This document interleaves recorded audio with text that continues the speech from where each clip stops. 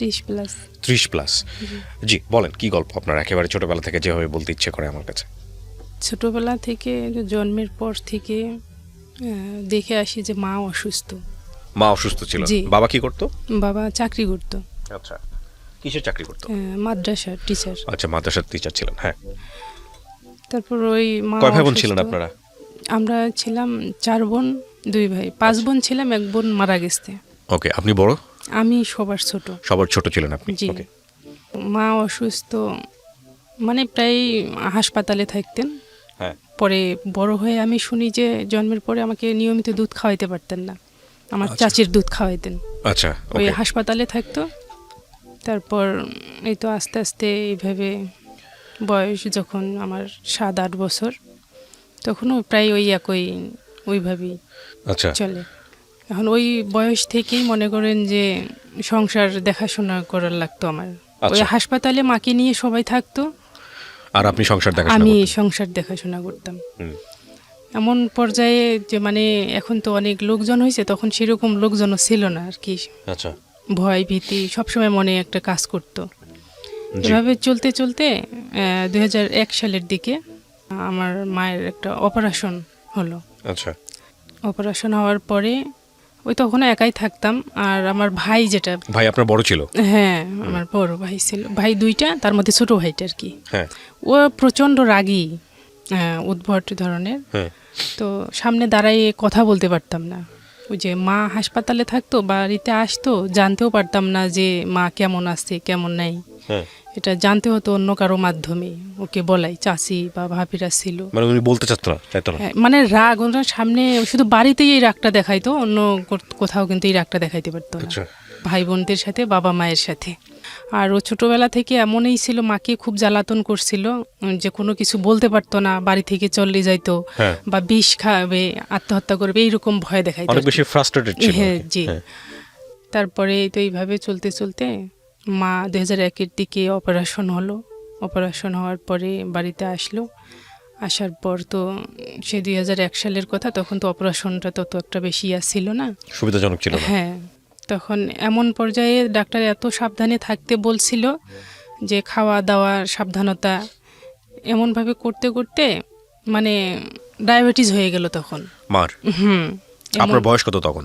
আমার বয়স তখন হবে কত, 2001 সালের দিকে, এটা 2001 সালের দিকে। আনুমানিক আপনার বয়স বর্তমানে কত? আমার 30। তাহলে কত, 8-9-10 বছর? 8 এরকম।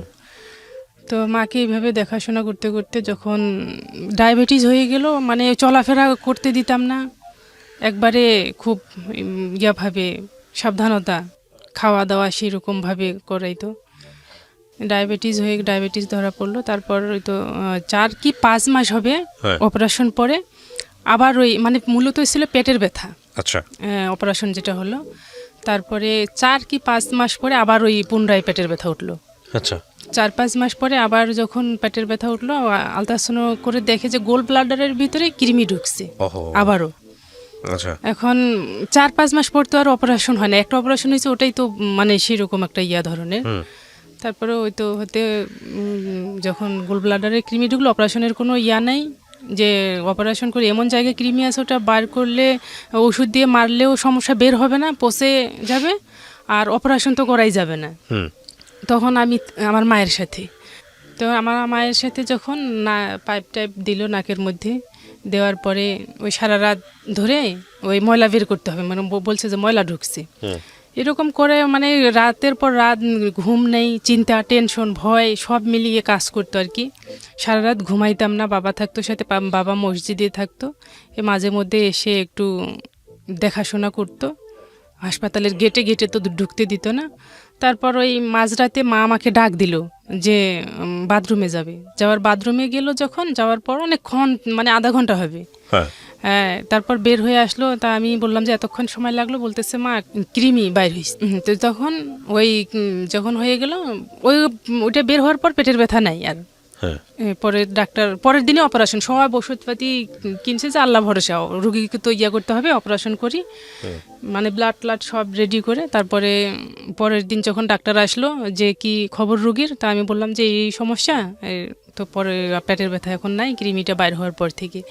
তা ওনারা তো শুনে আলহামদুলিল্লাহ বলতেছে আগে আলট্রাসাউন্ড করতে নিয়ে যাই, যে আর দেখে যে আসলে ওই কৃমিটাই বাইর হয়েছে, তো মহা খুশি। তো বাড়িতে নিয়ে আসলাম, আসার পরেই চলতেছে। তারপর ওই আমার শুরু হয়ে গেল মাথা ব্যথা। হ্যাঁ, মাথা ব্যথা শুরু, কিন্তু আমি বলি না আর কি, মা তো এমনি অসুস্থ, বলি না ওইভাবে থাকি। তারপরে হইতে হইতে যখন একটু মানে বড় হতে শুরু করলাম, মাথার ব্যথাও দ্রুত বাড়া শুরু করলো। একদিন হঠাৎ মানে আমার কোনো চেঞ্জ নাই মাথা ব্যথা। হ্যাঁ, তারপর ওই নিয়ে গেছে ডাক্তারের কাছে, ডাক্তার ওষুধ দিচ্ছে, ইঞ্জেকশন করছে। তো ডাক্তারের কাছে এইভাবে মাথা ব্যথা উঠতেই থাকে, ডাক্তারের কাছে নিয়ে গেল। ডাক্তার বললো যে এটা বিয়ের পর বিয়ে দিলে হয়তো ঠিক হয়ে যাবে, আর ওটা টেনশন করা যাবে না, চিন্তা ভাবনা করা যাবে না এগুলোর কারণে। আর মা ছিল যে অসুস্থ, বললাম মাকে নিয়ে, মায়ের ইচ্ছা ছিল, বাবার ইচ্ছা ছিল যে মা মরে গেলে, তখন আমরা 2 বোন আর কি অবিবাহিত ছিলাম, 2 বোনের বিয়ে হয়ে গেছে। হ্যাঁ, তা বললো যে মা মরে গেলে মা মরা মেয়েকে কেউ সহজে বিয়ে করতে চায় না, মেয়ের বিয়ে দিয়ে দিই তাড়াতাড়ি। মানে আপনার বিয়ে? হ্যাঁ, ওকে। এর মধ্যে বড় বোনের বিয়ে হয়ে গেল, আর তারপর আমার। কিন্তু আমার বিয়ের আলাপ চলছিল, অনেককে নিষেধ করছিল যে বিয়ে এখন দেওয়ার দরকার নেই, মেয়ের বয়স হয়নি, তাছাড়া কিছুদিন আগেই বড় বোনের বিয়ে হয়ে গেছে, বিয়ে দেওয়ার দরকার নেই। এই অবস্থায় মায়ের কথা রাখার জন্য তারপর একটা প্রস্তাব আসলো, ছেলে সেনাবাহিনীর চাকরি করে। তো ওরা হচ্ছে 2 ভাই, বোন নাই, বাড়ির কাছেই। আর প্রস্তাবের মাধ্যমে আর কি এক পর্যায়ে বিয়ে ঠিকও হয়ে গেল।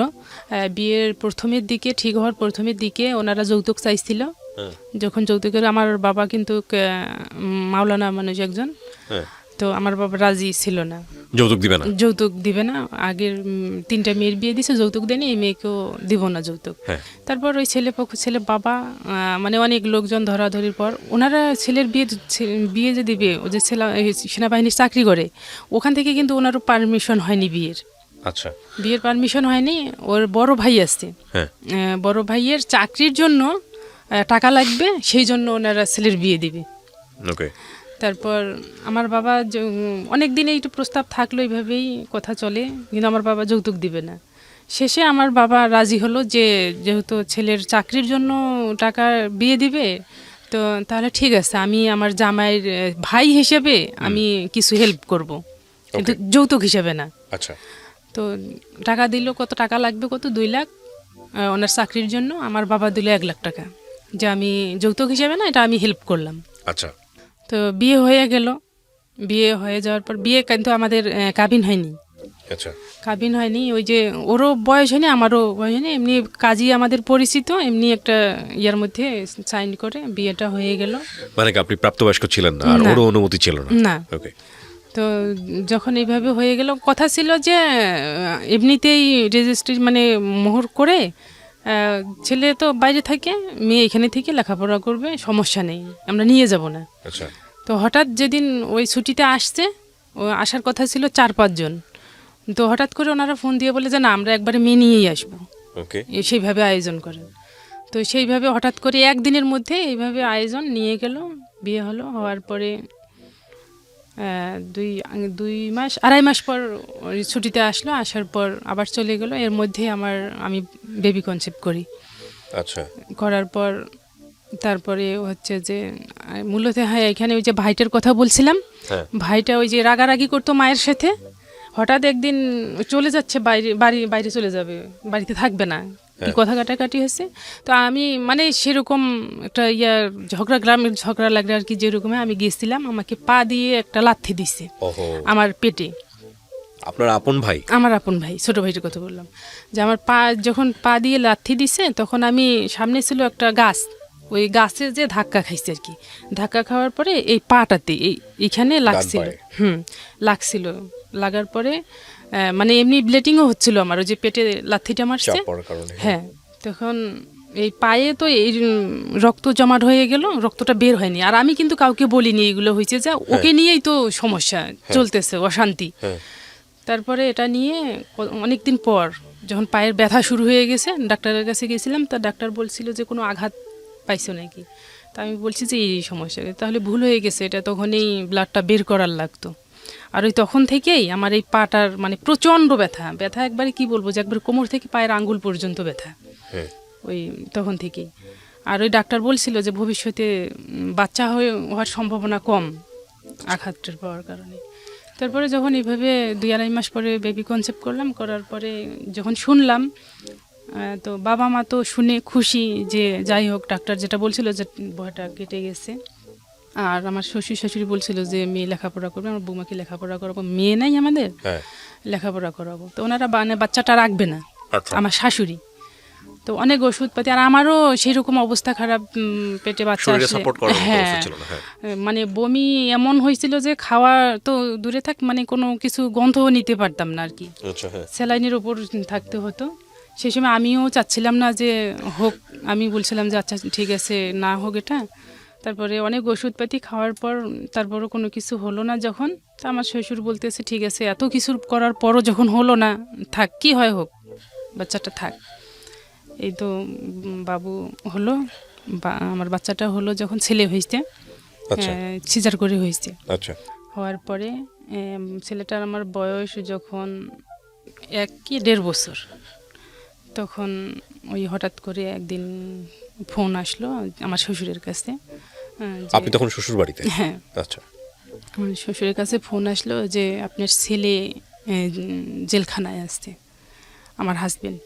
আচ্ছা, কারণ ছিল কোনো? আপনি জানতেন তখন কোনো কারণ? না না জানেন না? না, আচ্ছা, কারণ যখন ছিল, যখন বললো যে এরকম, তা আমার শ্বশুর বাইরে, বাড়িতে এসে আমাকে বলতেছে যে বৌমা তোমার ভাইকে ফোন দাও, আচ্ছা, ঢাকায় যেতে হবে। হুম, কেন? তা আমাকে বলতেছে না, তো বলতেছে আগে খবর দাও। পরে শুনলাম যে এই ঘটনা, কিন্তু না আসা পর্যন্ত জানতে পারতেছি না আসলে কারণটা কি। তো আমার শ্বশুর বলল যে আগে যাই, যাওয়ার পরে দেখি। ওনার ছেলে কয়জন? 2টা। আপনার জামাই কি বড় ছিল? না, ছোট ছিল। আর বড়জন কি করতো? ও তো কিছু করতো না, ওর চাকরির জন্য, পরে তো চাকরিও হইল না। আচ্ছা, আচ্ছা, ওকে। তারপরে ঢাকায় আসলো, আসার পরে বলল যে হ্যাঁ ঘটনা সত্যি, হ্যাঁ, জেলে আছে, কিন্তু কেন আছে এখনো জানতে পারিনি। আচ্ছা, ওখানে যখন গেল, আসলে একটা গ্রামে তো জানেন যে একটা কোনো কিছু যদি হয় তো অনেক কিছু, সত্যিটা আমি আজও জানি না যে আসলে কি কারণে ওনার এইরকম সমস্যাটা হয়েছে। তারপরে কেউ নাকি বলছে যে রাইফেল হারাইছে, আচ্ছা, আর কেউ বলে যে কোন এক মেজরের বোনের সাথে রিলেশন ছিল। ওকে, 2টা কারণ আমি জানতে পারছি, কিন্তু আসলে যে কোনটা সত্যি আমি আজও জানি না। ওকে আদৌ আর্মিতেই ছিল? হ্যাঁ, ওকে আর্মি ড্রেস পরা অবস্থায় আপনি দেখছেন কখনো? হ্যাঁ। ওকে, তারপরে যখন এইভাবে চলে আসলো, আর আমার শ্বশুর বাড়ি চলে আসলো বলে ওখানে যাওয়ার পরে কি হলো? মানে ওনাকে জেল দিয়ে দিছে ওখানে, মানে ওরা ওখানে যেটা রায় দিয়ে দিছে, কোর্ট মার্শাল ল যেটাকে বলে, হ্যাঁ 9 মাস 1 বছরের জেল দিয়ে দিছে। প্লাস চাকরি নাই। হ্যাঁ, চাকরি নাই, চাকরি থেকে বরখাস্ত করছে, করার পরে 1 বছরের জেল দিছে। ওকে, দেওয়ার পরে আমার শ্বশুর, আমার ভাই আসলো, আর আমার শ্বশুর বাড়ির কিন্তু আর্থিক অবস্থা মোটেও নাই। আচ্ছা, ওনার চাকরির উপর দিয়ে চলতো আর কি, আর বাড়ির যে ভিটাটা সেটা শুধু ঘরের জায়গা, এটাই।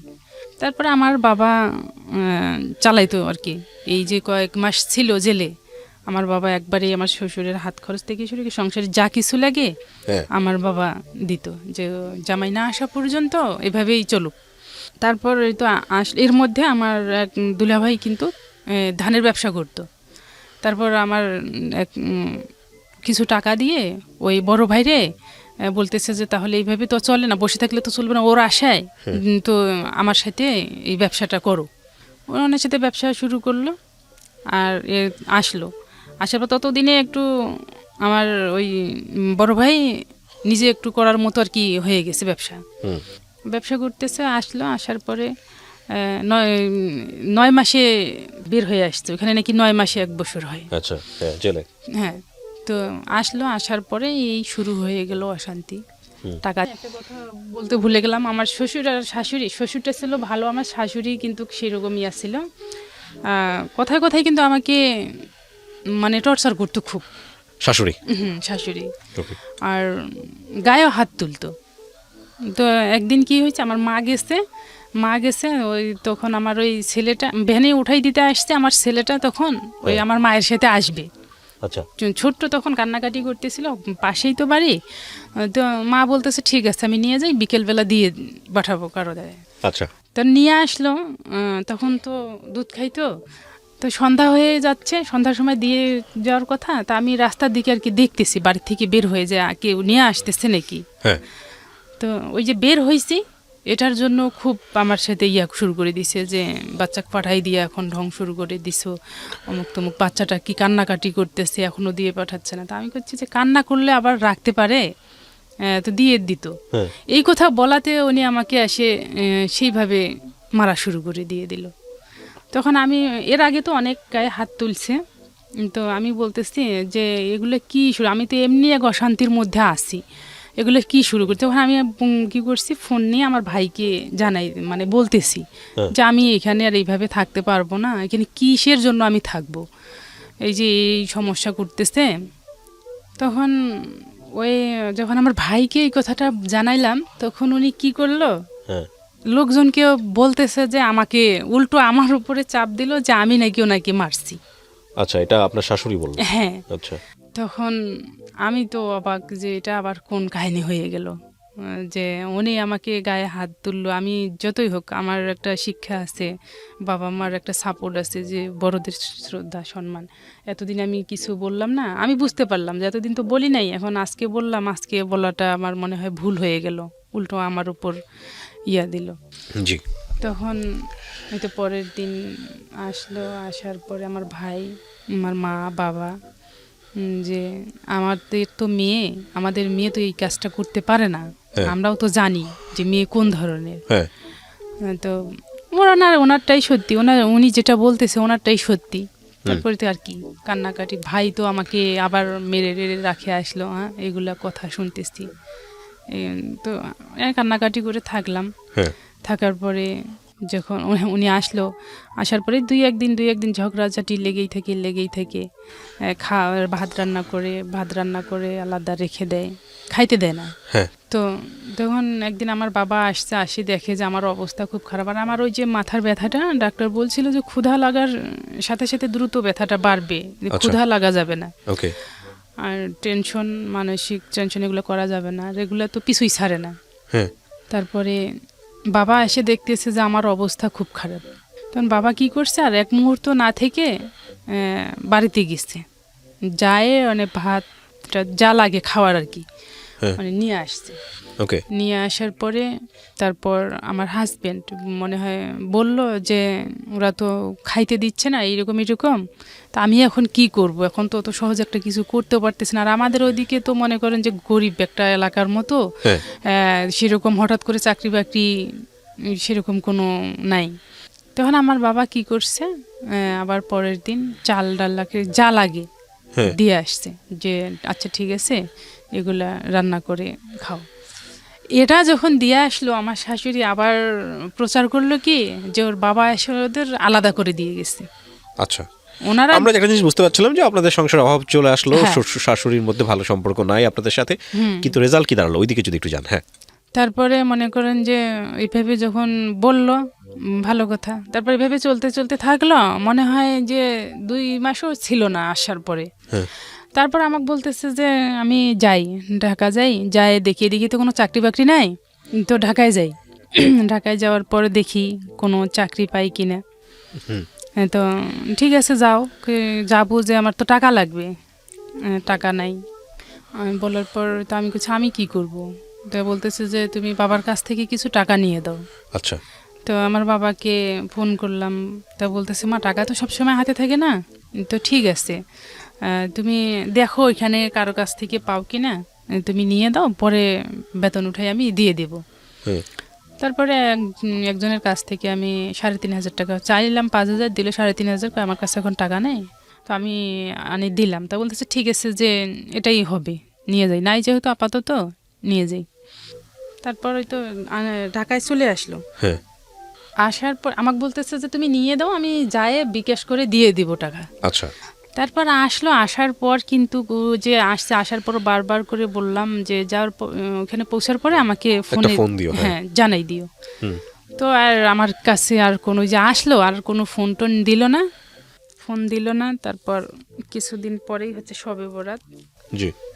আমরা শবে বরাত করি না, আর আমার বড় বোন একটা শবে বরাত করে, তো ও বলতেছে যাওয়ার জন্য আর কি মায়ের সাথে। আচ্ছা। ওখানে গেলাম, ওখানে যাওয়ার পরে কিছুদিন থেকে 2-3 দিন থেকে আবার চলে আসলাম। আসার পরে আমার ভাই এর মধ্যে একটা বিয়ে করছে। আচ্ছা, বিয়ে করছে, তারপরে হচ্ছে যে ওই বউয়ের সাথে কি জানি কি হয়েছে, ও বউ রাখবে না, আচ্ছা, বউ ডিভোর্স দিবে। আপনার ভাইকে? আমার ভাই আমার ভাবিকে ডিভোর্স দিবে। হ্যাঁ, তখন ওদের মানে ভাবি চলেও গেছে, ওর মা যে নিয়েও আসছে। এর মধ্যে আমার ভাই আমাকে ফোন দিল যে এখানে আসো, এখানে আর কতদিন ওইভাবে থাকবা, ও তো ফোন টোন দিচ্ছে না, শুনলো যে ফোন না দেয়, ফোনও না দিচ্ছে না, তা ঠিক আছে এখানে। আর আমার মা কিন্তু ওই যে অসুস্থ, মানে ডায়াবেটিস, আবার এদিকে হার্টের সমস্যা ছেলের এই অবস্থার জন্য। তারপর আসলাম, এখানে আসলাম। আসার পরে কিছুদিন পরেই আমার ওই ভাবি ভাইয়ার নামে মামলা করলো। ওকে, সব দিক থেকে খারাপ সংবাদ। হ্যাঁ, কিছুদিন পরেই আর কি। আসার পরে আমার যে একটা মন মানসিকতা, আমি যে ধীর স্থিরভাবে থাকবো বা একটা টেনশন মুক্ত, সেটা কিন্তু থাকতে পারতেছি না। যখন এই অবস্থা শুরু হয়ে গেল, আসলাম যখন, তখন মামলা দিল। মামলা দেওয়ার পরে তার 2-1 দিন পর আবার আরেকটা মামলা দিছে, মোহরানের মামলা। আচ্ছা, আগে একটা দিছে নারী নির্যাতনের মামলা, সেটাতে আমার বাবা আমার মাকেও আসামি করলো। আপনার বাবা মা দুজনকে আসামি করলো হচ্ছে আপনার ভাইয়ের বউ? হ্যাঁ, ভাইয়ের বউ পক্ষ। হ্যাঁ, হ্যাঁ, আসামি যখন করলো, আমরা কিন্তু কেস যে এগুলো আমরা জীবনে জানি না, মামলা টামলা এগুলো জীবনে জানি। আর আমার মা যে ভীতু, এই যখন শুনছে যে আমার বাবা আমার মায়ের নামে মামলা, তখন আমার মা কিন্তু আরো ভয় পেয়ে গেছে। হ্যাঁ, ভয় পেয়ে গেছে। আর গ্রামে তো জানেন যে পুলিশ এরকম কোনো কিছু একটা থাকলে কি অবস্থা হয়, জটিল হয়ে যায়। তারপরে সেই মুহূর্তে আমাদের বাসায় ছিল না কারেন্ট, কোনো কিছু নাই। আর আমার বাচ্চাটা ঠিকমতো যত্ন নিতে পারতাম না। আমি এদিক মানসিকভাবে শারীরিকভাবে 2 দিক থেকেই আর কি অসুস্থ। তা যখন এইভাবে চলতে থাকলো, আসামি করলো। ভাই কিন্তু তখন পলাতক। আচ্ছা, ভাই পলাতক। আর এই আবার সংসার কিন্তু আপনার হাজবেন্ডের খোঁজ নাই তখন। যখন আমার সংসার আবার আমাকে এগুলো মেনটেন করতে হচ্ছে, এখন মনের মধ্যে কি থাকে থাক, সংসার কিন্তু মেনটেন করতেছে সব কিছু। একটা পুরুষ মানুষ সংসারে যা কিছু করে সব কিছু করতে হচ্ছে। প্লাস আমার বাবা মাকে এদিকে সামলাতে হচ্ছে, বাড়িতে থাকা যাচ্ছে না। এদিকে শোনা যাচ্ছে যে ফোন করতেছে ভাই বাড়ি থেকে সরতে বলো, পুলিশ আসতেছে। এই বাবা মাকে সরানো, কোথায় রাখবো, কি করব, সন্ধ্যা হয়ে যাচ্ছে। ওই যে বাঁশ ঝড়ের মধ্যে ওইখানে যে থাকতো রাতে করে, ওইখানে যায় ওই ভাতটা রান্না করে নিয়ে খাওয়াইতে হতো। আচ্ছা, আর আমি কিন্তু খাইতাম না, এগুলো টেনশন। এদিকে ছেলেটার ঠিক মতো যত্ন নিতে পারতাম না। তারপর এদিকে হাজবেন্ডের কোনো খবর নেই। এভাবে যখন, তো আমি প্রায় পাগলের মতো, তখন এইভাবে যখন চলতে থাকলো, তারপর ভাই কি করলো, কিছুদিন পর আসলো, আপনার হাজিরা দিতে হবে, আসামির হাজিরা দিতে হবে। এই হাজিরাতে শোনা যাচ্ছে যে কোনো ক্রমেই ওনার জামিন পাওয়া সম্ভব না। আচ্ছা, তারপরে এই তো মা কান্নাকাটি করতে করতে শুনে, এদিকে এই অবস্থা দেখে এই তো যখন গেল, ঠিকই ওনাকে আটক করলো, অ্যারেস্ট করলো। হ্যাঁ, করার পরে 3 মাস থাকলো জেলে 3 মাস থাকলো। আর এইদিকে 3 মাস মনে করেন যে রোগী, মা তো এমনিতেই রোগী, তার উপরে সংসার, এনিথিং মনে করেন যে শুধু আমি ধানটা কাটি নেই, এছাড়া সব কাজই করছেন। এছাড়া আমি সব কাজ, ওই কামলা নিত, কামলার সাথে থাকতে হতো ওদের সাথে। বা ওদের দেখা যাচ্ছে যে সব সময় আমরা যে একবার উচ্চ ফ্যামিলি তাও না, নিম্ন শ্রেণী তাও না, কিন্তু স্বাভাবিক মতো চলতো। বা আবার 2 বিঘার মতো আবাদ করার মতো জমি আছে আর কি। এগুলো মাঝে মধ্যে নিজে সব কিছু করতে হতো। 3 মাস যখন এইভাবে চললো, তো বের হয়ে আসলো। আসার পর এর মধ্যে আমি চিন্তা ভাবনা করলাম কি, যে আমাকে কিছু একটা করতে হবে মনে হয়। আচ্ছা, আমার ছেলে আছে, আমাদের ছেলে বড় হচ্ছে। তো একদিন কিসের জন্য জানি দোকান আসছে, কি নিয়ে দিতে পারেনি, ছেলেটা খুব কান্নাকাটি করতেছে। তো এক ভাবি আমাকে বলতেছে এখনো তো কিছুই হয়নি, আর কয়েকদিন পর যাক, এটা যাবে সেটা যাবে, তখন বুঝবা। তো এই কথাটা কেন জানি আমার মাথায় আসলো। তো আমি বলতেছি যে আমাকে কিছু হয়তো একটা করতে হবে ছেলের জন্য। তো আমার ভাইকে আমি বললাম যে আমি কিন্তু কিছু একটা করব। তা বলতেছে কি করবা? আমি, আমার এক চাচাতো বোন আবার ঢাকায় গার্মেন্টস করে, তো তো এর মধ্যে ওনার সাথে আমার কথা, তো বলতেছে যে তুমি যদি যাও তাহলে আমাকে জানাইও, আমরা একসাথেই থাকবো। তা আমি বললাম যে আমি ওর সাথে যাই, কিছু একটা তো করতে হবে, এখন এদিকেও ফোন করতেছে না। তারপর বলতেছে যে না, এখন এইভাবে রেখে যাওয়াটা কি সম্ভব, বাড়িতে এইরকম সমস্যা, মাকে দেখাশোনা করার লাগবে। আর ওই যে মায়ের মনে করেন যে সকাল বিকাল ইনসুলিন দেওয়ার লাগে, ওষুধ নিয়মিত, নাস্তা নিয়মিত, মানে একটা লোক ওনার পিছনেই লাগতো। তো চিন্তা করলাম যে কথাটা তো ঠিক, কিন্তু আমারও তো কিছু করার লাগে। তো ভাই যখন এইভাবে বললো, আসি, এভাবে চলতে থাকার পর ঢাকায় আবার আসলো আমার ভাই, কিসের জন্য জানি আসছিল। তখন আমার কাছে ফোন যে আছে, আমার হাজবেন্ড জানে না, আমার ভাই পরে আমাকে ফোন দিছে। তো আমার ভাইয়ের নাম্বার ছিল আমার হাজবেন্ডের কাছে, আমার ভাইকে ফোন দিছে 1.5 বছর পর। ফোন দিয়ে বলছে যে ভাইয়া বললো, তো আমি বললাম যে আমাকে নাম্বারটা দাও। নাম্বার নিয়ে কি করবার, যে নাম্বার 20-22 টাকা মিনিট কাটে, আমি ফোন দিছিলাম 20-22 টাকা মিনিট কাটে, তো টাকা কই পায় ফোন দিবা। তো দেও নাম্বারটা, আমি নিলাম, নেওয়ার পর ফোন দিলাম, মিসড কল দিলাম, কল দিল, দেওয়ার পর আমি কথা বললাম যে কি সমস্যা, এতদিন ফোন নাই, ফোন দাও না। আমি ভারতে আসছি, কিন্তু আমার আরও যাইতে দেরি হবে। আচ্ছা, তা দেরি হবে, একটা তো কথা আছে, আমি সমস্যার মধ্যে আছি, ভালো। কোথায় আছি এটা বললো না, কি জানি জায়গাটার নাম বলছিল, মনে নেই। তার কিছুদিন পরেই মনে হয় হচ্ছে ঈদ। ঈদ তো 1.5 দিন বিকেলবেলা ফোন দিল, ফোন দিয়ে 2 মিনিট কথা বলছে আমার সাথে, আমি ব্যস্ত আছি, পরে কথা বলবো। আচ্ছা, তার কিছুদিন পর আমি আবারও ফোন দিলাম, রাত 2টার সময় কথা বলবো। তো আমি ফের আবার ওই রাত 2টা পর্যন্তই থাকলাম জেগে। 2টা পর্যন্ত, যখন 2টা পার হয়ে গেল ফোন দিল না, তখন আমি ফোন দিলাম। তা বলতেছে এখনো ঘুমাও নাই, আমি ব্যস্ত আছি, পরে কথা বলবো, আবার ওই কথা। আচ্ছা, তারপরে নাই যখন ফোন, তখন আমি কি করলাম, ফোন দেয় না, অপেক্ষা থাকি, ফোন দেয় না। তখন এর মধ্যে আমি কি করলাম, অনেক কষ্ট করে যে ওই টাকা ম্যানেজ করা শুরু করলাম, যে ফোন দিতে হবে। আচ্ছা, মায়ের কাছ থেকে নিলাম কিছু টাকা, নিয়ে আমি মোবাইলে রিচার্জ করে ফোন দিলাম, আমি টাকা করে। তারপরও কথা বললো না, ওই বলতেছে যে আমি ব্যস্ত আছি, এই কথা বলার পর আর ফোন নেই। পরে ফোন দিই, ফোন বন্ধ, যে নাম্বারে ফোন দিছিল ওই নাম্বারে ফোন বন্ধ। তারপর মানে মাঝে মাঝে চালু করতো। আমার এক বোন ফোন দিছে, বলছে যে কি তুমি কি বিয়ে টিয়ে করছো নাকি, ওকে বলছে। হ্যাঁ, এই কথা বলাতে মহারাগ, মানে আমাকে ফোন দিয়ে বলতেছে আপা এইভাবে বলে, আমি কি বিয়ে করার জন্য আসছি। আচ্ছা, তা আমি করছি বলতে পারে, বোন বলতে পারে, তুমি তো কোনো খোঁজ খবর নিচ্ছ না, কোনো বলতেছ না, কোনো ইয়া নেই, বোন বলতে পারে, এটা কি সেটা নির্লিম চলবে। তো যখন এইভাবে বললো, আর কিছুদিন পর ফোনই বন্ধ।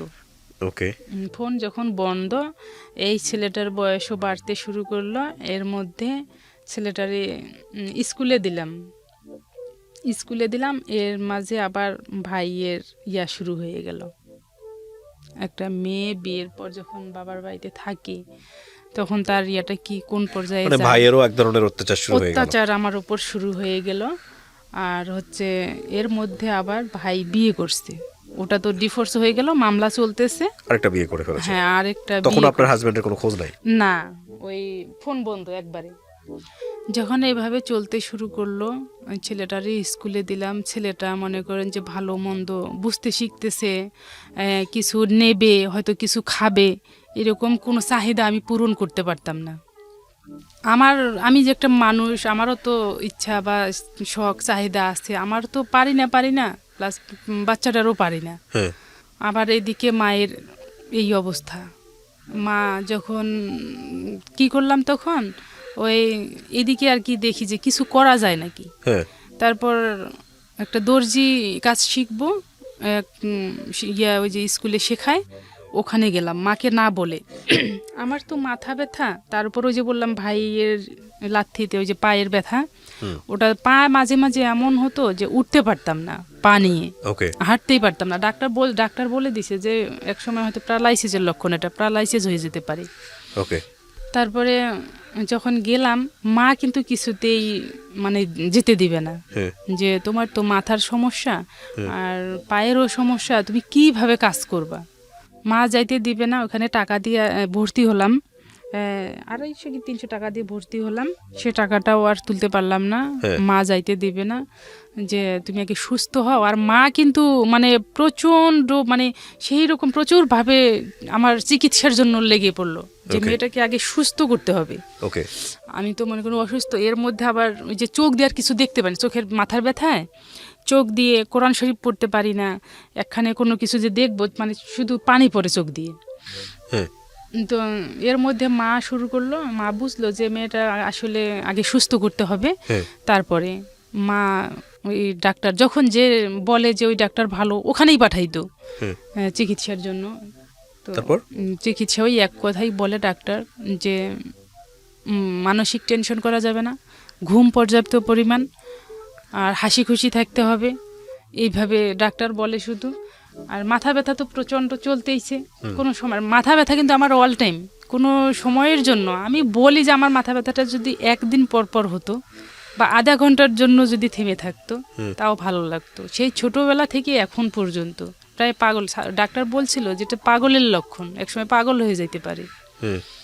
এইভাবে যখন মা দর্জির কাজটা শিখতে দিল না, বলতেছে আগে চিকিৎসা করো। আর ওই যে কার কাছ থেকে শুনছে সিজারে করলে কোমর ব্যথা হয়, মেশিন চালা যায় না, মা ভয় পাইতো খুব। তারপরে ভাবে চোখ করতে করতে দিল না, ওটাতে করতে দর্জির কাজ করতে দিল না। তারপর আমাদের ওইখানে একটা কোম্পানি আছে, ওইখানে যাব, ওইখানে যাইতে দিবে না। খুব হতাশা টেনশন কাজ করতো মায়ের মধ্যে। কেন? ওই যে ভাইটার কথা বলছিলাম না, ওই ভাই কোনো কিছু একটু হলেই ওই বাড়ি থেকে চলে যায়। আচ্ছা, আমি বিষ খাবো, গলায় দড়ি দেবো, বাট কয়েকবার করছে বিষ খাওয়ার করছে, কয়েকবার খাইছে। তারপরে একবার চোখের সামনে জড়াজড়ি করতেছে, চোখে একবার 1 বোতল বিষ চোখে পড়ছে ভাইয়ের। তারপর চোখের সমস্যা হয়ে গেল। মানসিক রোগী হয়ে যাওয়ার কথা, আশেপাশে যারা আছে তারা মানসিক রোগী হয়ে যাবে।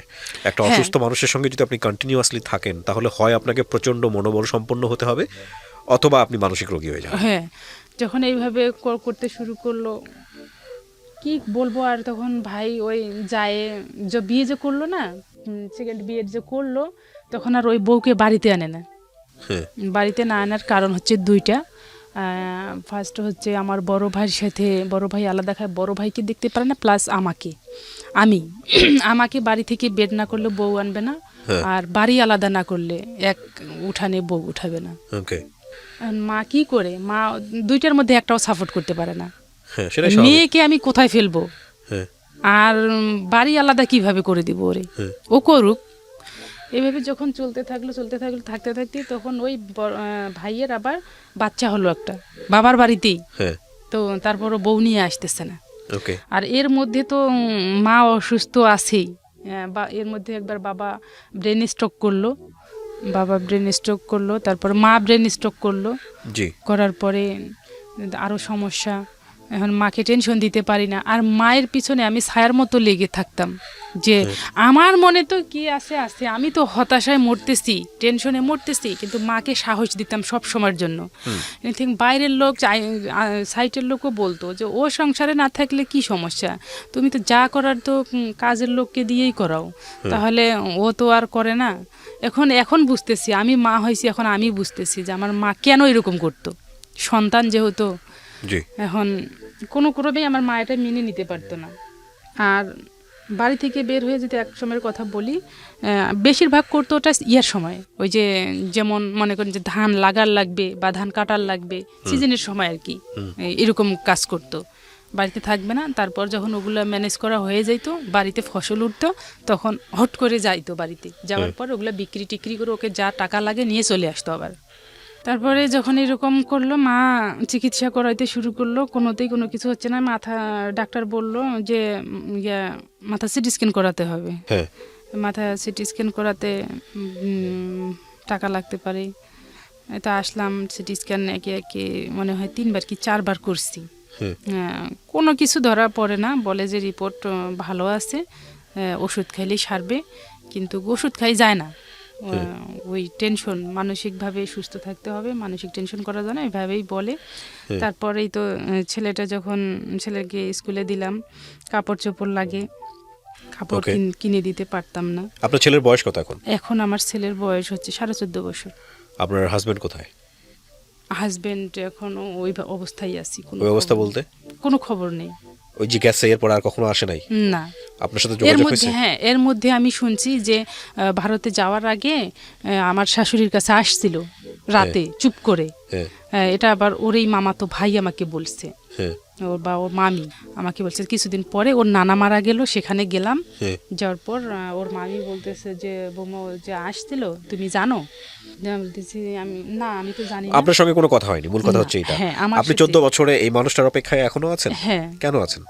বিশ্বাস করে যে হয়তো আসবে, কারণ আমার সাথে কোনো কিছু তার হয়নি। আপনার সঙ্গে একবারের জন্য যোগাযোগও করতে পারলো না? না। আপনি কোনো থানায় গিয়ে কোনো মামলা করা, কোনো করা, কোনো কিছুই করেননি? না।